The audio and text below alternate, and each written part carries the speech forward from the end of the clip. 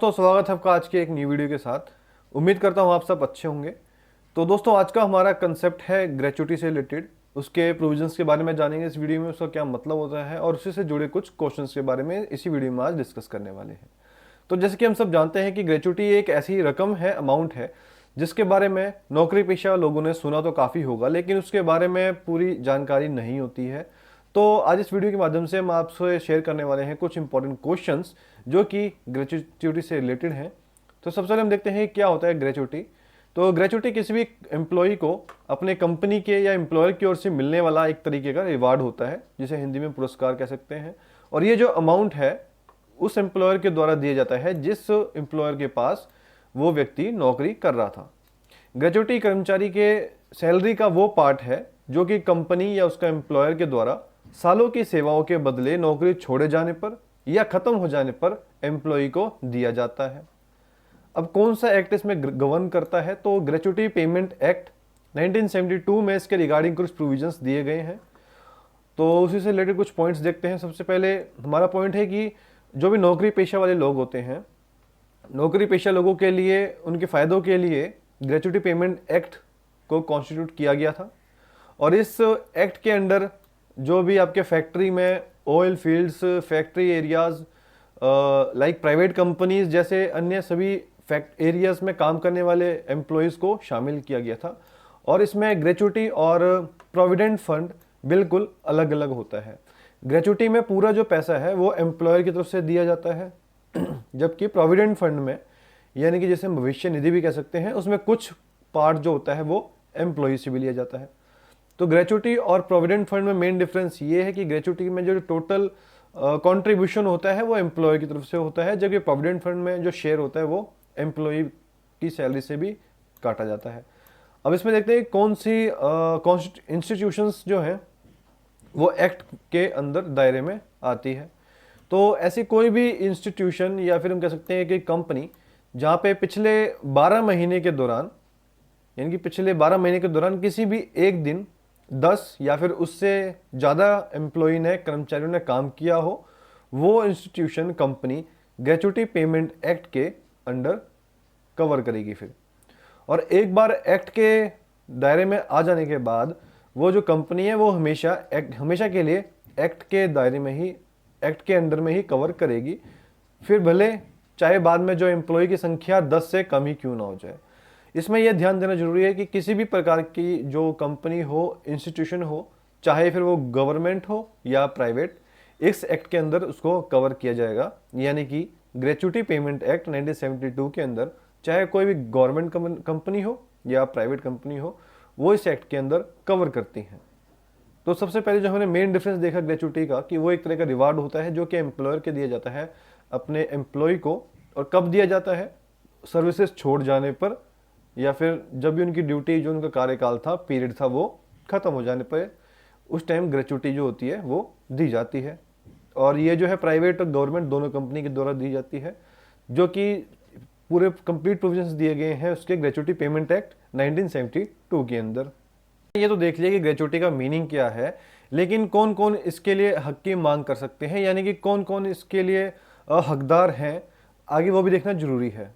वरना कल को कोई ऐसा डिस्प्यूट हो जाएगा कि कोई कहेगा कि सर आपने कहा था कि नौकरी छोड़े जाने पर या फिर निकाल दिए जाने पर भी ग्रेचुटी मिल जाएगी। ऐसा बिल्कुल नहीं है। उसके लिए कौन कौन से अप्लाई कर सकते हैं, हकदार हैं, आगे आइए हम देखते हैं। तो सबसे पहला पॉइंट है कि कोई भी ऐसा एम्प्लॉय जिसने अपने कंपनी में या एम्प्लॉयर के लिए लगातार कम से कम 5 सालों के लिए काम किया हो, वो ग्रेचुटी का हकदार है। और कोई भी एम्प्लॉय को ग्रेचुटी जो है रिटायर होने पर या रिजाइन करने या नौकरी से निकाले जाने पर मिलती है। थर्ड इंपॉर्टेंट पॉइंट है कि किसी भी दुर्घटना होने पर, एक्सीडेंट की वजह से नौकरी करने में डिसेबल होने पर या फिर डेथ हो जाने पर भी ग्रेचुटी मिलती है। पर हाँ, ये ध्यान दें कि एक्सीडेंट और डेथ की कंडीशन में 5 साल की लगातार नौकरी होना भी जरूरी नहीं है। फोर्थ पॉइंट, अगर ग्रेचुटी का हकदार अगर जीवित नहीं है, यानी कि वो अलाइव नहीं है, तो उसके वारिस भी ग्रेचुटी के क्लेम कर सकते हैं। यानी कि अगर जो ग्रेचुटी के लिए क्लेम कर सकता था, अगर वो लिविंग नहीं है, यानी कि उसकी डेथ हो गई है, तो उसके जो लीगल एयर्स होंगे वो भी इसके लिए क्लेम कर सकते हैं। तो उसके लिए दोबारा इन शॉर्ट हम देखते हैं कि इन 4 इंपॉर्टेंट पॉइंट्स को, कि पहला तो हमने देखा कि कोई भी ऐसा एम्प्लॉय जिसने अपने एम्प्लॉयर के लिए लगातार 5 साल से ज़्यादा काम किया हो वो ग्रेचुटी के लिए हकदार है। दूसरे की कर्मचारी को ग्रेचुटी रिटायर होने पर या रिज़ाइन करने पर या फिर नौकरी निकाले जाने पर दिया जाता है। और तीसरा पॉइंट कि किसी भी एक्सीडेंट होने पर अगर वो डिसेबल हो चुका है या फिर डेथ होने की कंडीशन में भी ग्रेचुटी मिलती है। पर वही हमने देखा कि अगर डेथ होने की कंडीशन में 5 साल का काम करना भी जरूरी नहीं है। और अगर ग्रेचुटी का जो हकदार था यानी कि जिसने उसके लिए जो रिस्पॉन्सिबल लाइबल था, जिसको ग्रेचुटी मिलनी चाहिए थी, अगर वो एज ऑन डेट जिंदा नहीं है, उसकी डेथ हो गई है, तो उसके लीगल एयर्स भी ग्रेचुटी के लिए क्लेम कर सकते हैं। अब उसकी शिकायत कहाँ दर्ज की जा सकती है इन केस की अगर ग्रेचुटी मिलनी चाहिए? तो कई कई बार होता है कि एक्सीडेंट के केसेस में, डेथ के केसेस में ग्रेचुटी नहीं मिलती है कंपनी की तरफ से, तो उसके लिए कहाँ कंप्लेन की जा सकती है? तो अगर कोई भी एम्प्लॉयर किसी एम्प्लॉय को अकॉर्डिंग टू रूल ग्रेचुटी नहीं देता है, तो ऐसी कंडीशन में उस एम्प्लॉयर के खिलाफ अपने एरिया के कंट्रोलिंग अथॉरिटी, जिसे हम नियंत्रक अधिकारी भी कह सकते हैं, उसके वहाँ आप क्लेम पिटीशन फाइल कर सकते हैं, जिसमें कि सारे फैक्ट्स मेंशन किए जाएंगे। और नॉर्मली जो कंट्रोलिंग अथॉरिटी है वो एरिया का असिस्टेंट लेबर कमिश्नर होता है, यानी कि आपको असिस्टेंट लेबर कमिश्नर के पास पिटीशन फाइल करनी पड़ेगी, क्लेम पिटीशन, उसमें सारे फैक्ट्स मेंशन होंगे और फिर वो वहाँ पे असिस्टेंट लेबर कमिश्नर के पास प्रोसीड की जाएगी।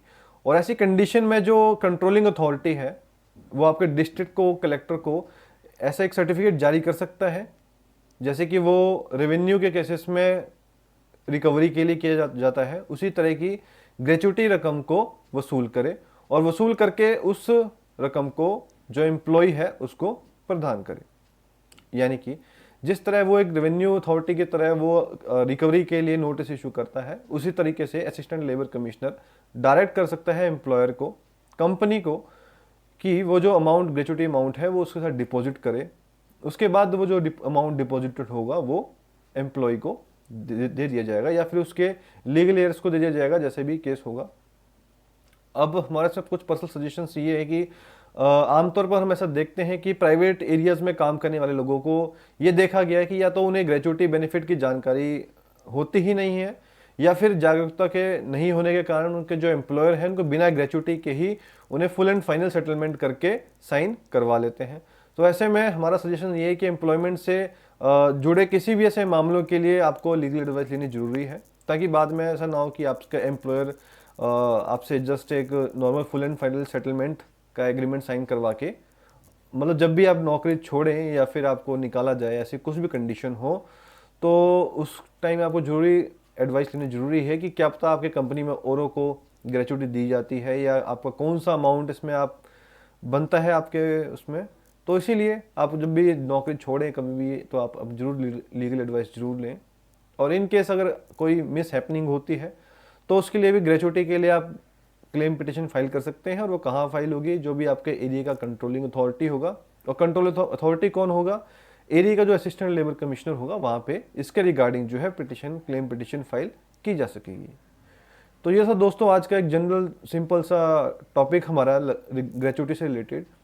इसी के कंप्लीट डिटेल प्रोविजंस हम देखेंगे ग्रेचुटी पेमेंट्स एक्ट के भी एक सेपरेट वीडियोस में, क्योंकि इस वीडियो में सिर्फ एक हमारा पर्पस शॉर्ट इंट्रोडक्शन कराना था कि ग्रेचुटी किसे कहते हैं, कौन कौन इसके लिए लाइबल रिस्पॉन्सिबल होंगे, कहाँ ये क्लेम पिटीशन फाइल की जा सकती है और कौन कौन किस किस कंडीशन में कोई भी एम्प्लॉय ग्रेचुटी के लिए हकदार हो सकता है। तो दोस्तों उम्मीद करता हूँ आपको वीडियो आज की थोड़ी इन्फॉर्मेटिव लगी होगी। अगर थोड़ी सी भी वीडियो इन्फॉर्मेटिव लगी तो प्लीज़ एक सब्सक्राइब और लाइक और शेयर तो बनता है। जल्दी मिलते हैं दोस्तों एक न्यू वीडियो के साथ।